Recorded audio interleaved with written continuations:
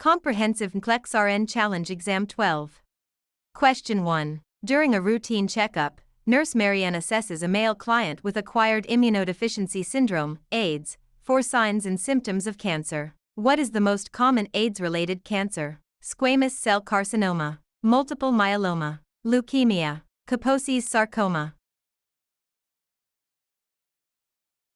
Kaposi's sarcoma is the most frequent malignancy associated with AIDS, presenting as purple or brown skin lesions caused by human herpes virus 8. Question 2. Ricardo is scheduled for a prostatectomy, and the anesthesiologist plans to use a spinal, subarachnoid, block during surgery. Why does the client require special positioning for this type of anesthesia? To prevent confusion, to prevent seizures, to prevent cerebrospinal fluid, CSF, leakage, to prevent cardiac arrhythmias. Proper positioning and remaining supine post-procedure are necessary to prevent CSF leakage through the dural puncture, which can result in a severe spinal headache. Question 3. A male client had a nephrectomy 2 days ago and is now complaining of abdominal pressure and nausea. The first nursing action should be to auscultate bowel sounds, palpate the abdomen, change the client's position, insert a rectal tube.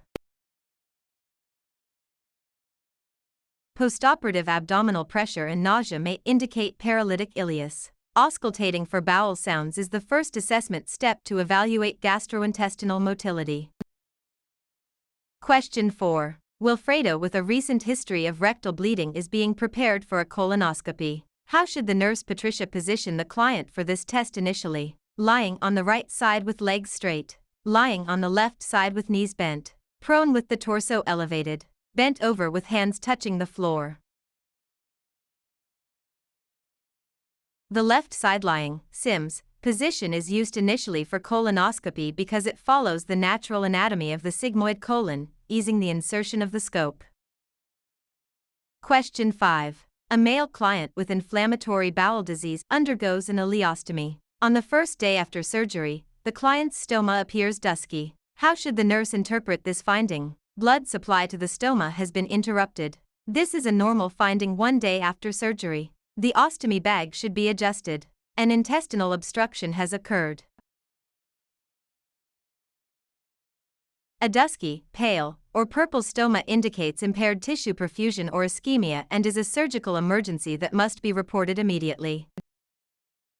Question 6. Anthony suffers burns on the legs. Which nursing intervention helps prevent contractures? Applying knee splints, elevating the foot of the bed, hyperextending the client's palms, performing shoulder range of motion exercises. Splinting joints in a functional or extended position helps prevent the shortening of skin and connective tissue, contractures, during the healing process. Question 7. Nurse Ron is assessing a client with 2nd and 3rd degree burns on the face, arms, and chest. Which finding indicates a potential problem? Partial pressure of arterial oxygen, POW2, value of 80 mm Hg. Urine output of 20 ml/hour. White pulmonary secretions. Rectal temperature of 100.6 degrees Fahrenheit, 38 degrees Celsius. Normal urine output should be at least 30 ml/hr. An output of 20 ml/hr in a burn patient suggests inadequate fluid resuscitation or impending acute kidney injury. Question 8. Mr. Mendoza has suffered a cerebrovascular accident, CVA, and is too weak to move. To help the client avoid pressure ulcers, Nurse Celia should turn him frequently, perform passive range of motion, ROM, exercises, reduce the client's fluid intake, encourage the client to use a footboard. Repositioning the patient at least every 2 hours is the most effective nursing intervention to relieve pressure and prevent skin breakdown. Question 9. Nurse Maria plans to administer dexamethasone cream to a client who has dermatitis over the anterior chest. How should the nurse apply this topical agent? With a circular motion, to enhance absorption. With an upward motion, to increase blood supply. In long, even, outward, and downward strokes in the direction of hair growth. In long, even, outward, and upward strokes opposite the direction of hair growth. Applying topical medications in the direction of hair growth helps prevent irritation of the follicles, folliculitis, and ensures even distribution. Question 10. Which class of medication protects the ischemic myocardium by blocking catecholamines and sympathetic nerve stimulation? Beta-adrenergic blockers, calcium channel blocker, narcotics, nitrates.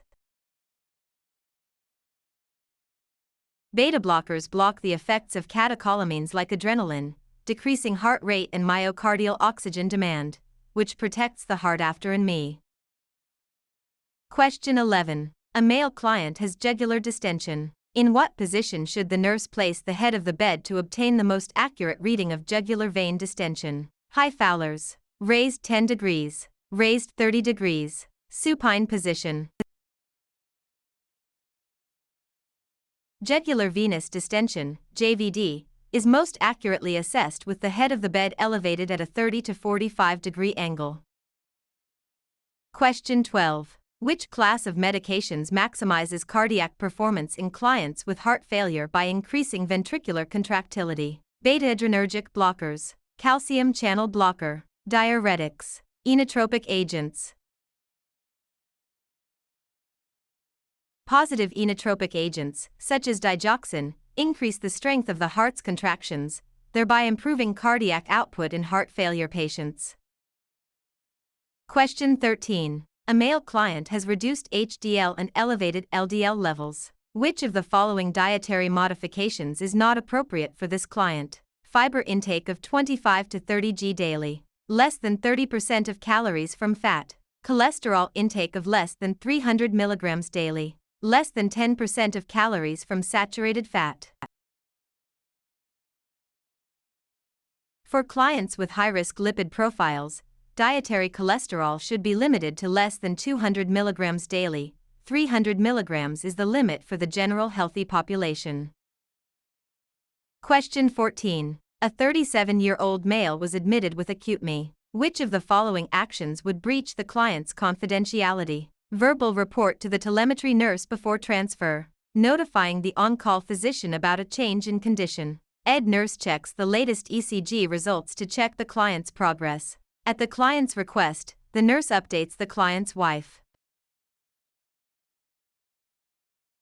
Hospital staff who are not currently assigned to the patient's care have no legal right to access the patient's medical records or test results. Question 15. During a pause in compressions, the cardiac monitor shows narrow QRS complexes and a HR of 70 with a palpable pulse. Which action should the nurse take first? Start an IV line and administer amiodarone. Check endotracheal tube placement. Obtain an arterial blood gas (ABG) sample. Administer atropine, 1 mg LV. When a pulse returns, ROSC, during advanced life support, confirming a patent and correctly placed airway (ET) tube, is the first priority for stabilizing the patient. Question 16. Alvin with a massive pulmonary embolism will have an ABG performed. The acid-base disorder that may be present is metabolic acidosis, metabolic alkalosis, respiratory acidosis, respiratory alkalosis. A pulmonary embolism causes hypoxia, which leads to hyperventilation. The excessive loss of CO2 results in respiratory alkalosis. Question 17. Armand is admitted with a pneumothorax and a chest tube is inserted. Bubbling appears in the water seal chamber. Which is the most likely cause? Air leak, adequate suction, inadequate suction, kinked chest tube. Continuous bubbling in the water seal chamber indicates an air leak, either in the patient's pleural space or within the drainage system itself. Question 18. Postoperative client receives 3,000 milliliters of Ringer's lactate over 24 hours. The drop factor is 10. How many drops per minute? 18, 21, 35, 40.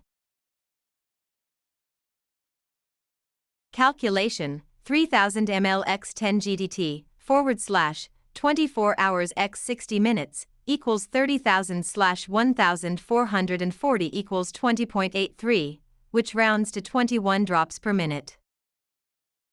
Question 19. Mickey is ordered digoxin, lanoxin, 0.12 milligrams. The bottle contains 0.05 milligrams in 1 milliliter. What amount should the nurse administer? 1.2 milliliters, 2.4 milliliters, 3.5 milliliters, 4.2 milliliters. Calculation: 0.12 milligrams / 0.05 mg / ml equals 2.4 ml.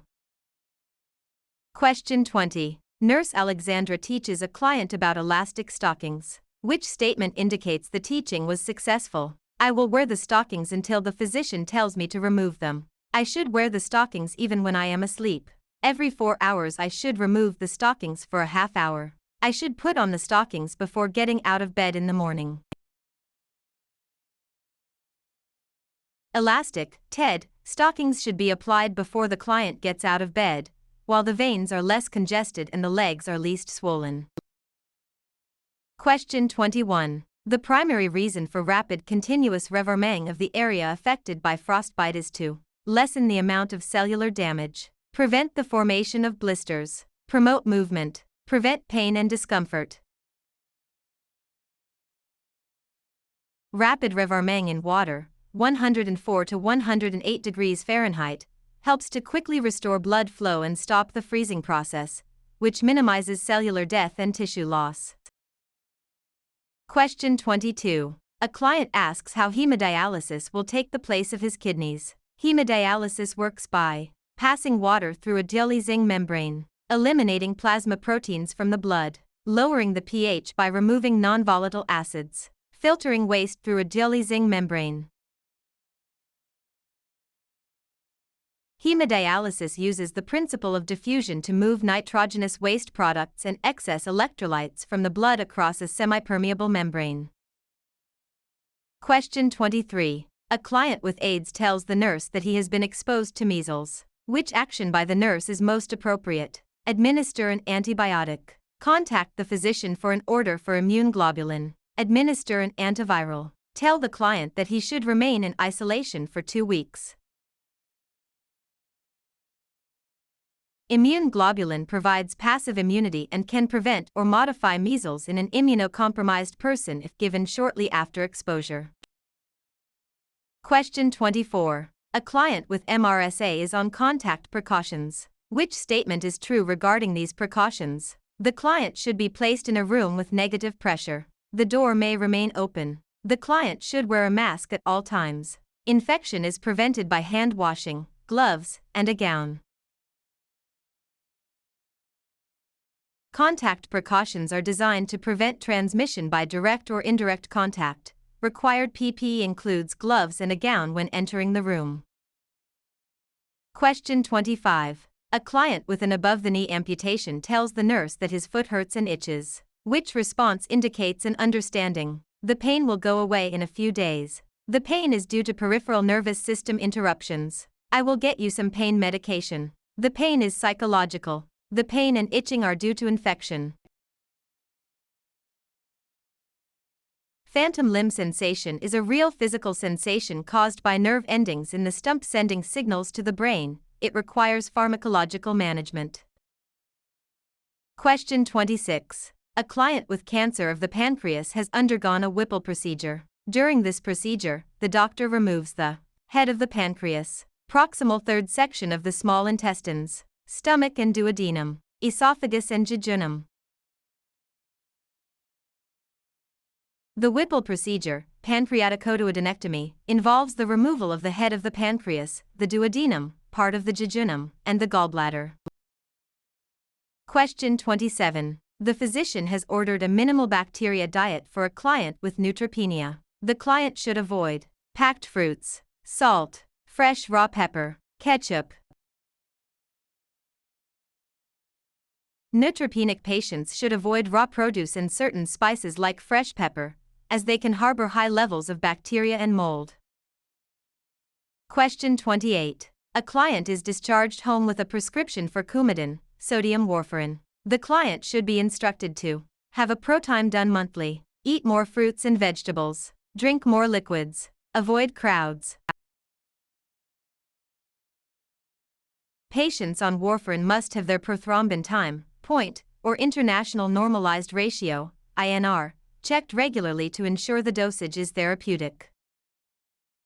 Question 29. The nurse is assisting with the removal of a central venous catheter. To facilitate removal, the nurse should instruct the client to perform the Valsalva maneuver as the catheter is advanced. Turn his head to the left side and hyperextend the neck. Take slow, deep breaths as the catheter is removed. Turn his head to the right while maintaining a sniffing position. The Valsalva maneuver increases intrathoracic pressure, which prevents air from entering the central circulation, air embolism, as the catheter is withdrawn. Question 30. Before administering streptokinase, the nurse should assess the client for a history of streptococcal infections, allergies to pineapples and bananas, prior therapy with phenytoin, a history of alcohol abuse. Streptokinase is derived from streptococci. A recent strep infection can result in high antibody titers that may neutralize the drug or cause an allergic reaction.